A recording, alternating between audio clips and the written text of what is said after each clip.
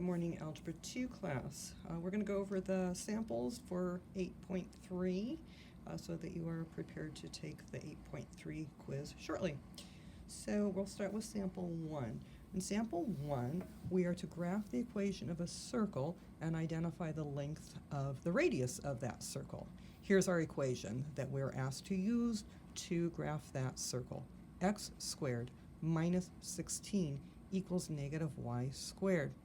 Well, that's not in standard form yet, so we're going to rewrite that circle equation in standard form by adding 16 and y squared to both sides. The result of adding 16 and adding y squared to both sides is x squared plus y squared equals 16. And there we have our circle equation in standard form. We're going to note that 16 is actually the value of the radius squared, since a circle equation is x squared plus y squared equals r squared, so that 16 is the radius squared.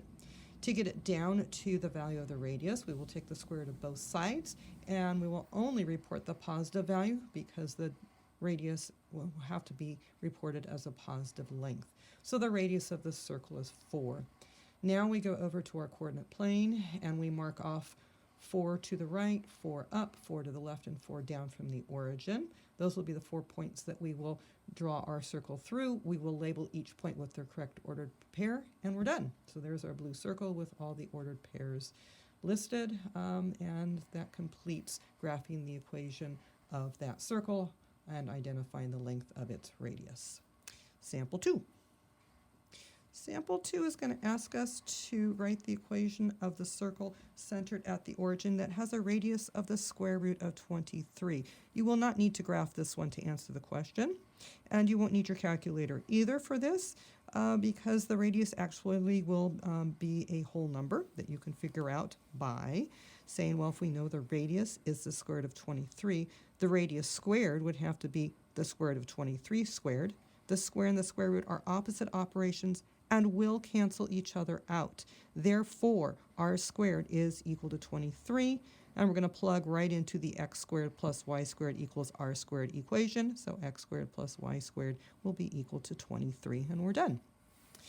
Sample 3. This will be our last sample in preparation for today's quiz.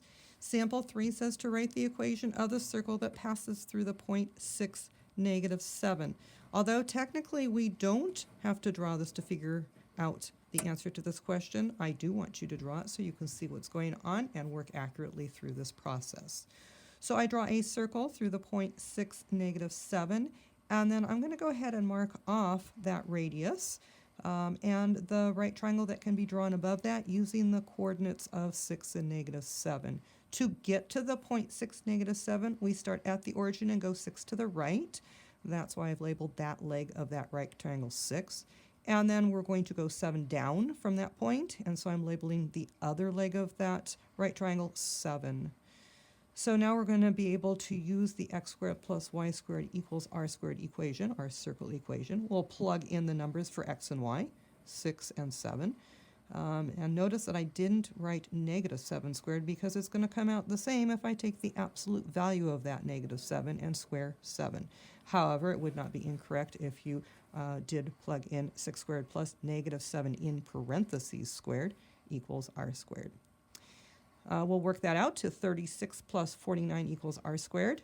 Add the 36 plus 49 together and get 85 equals r squared. And that's all the information we need to be able to jump right into writing the equations, to writing the circle equation, which is x squared plus y squared equals 85.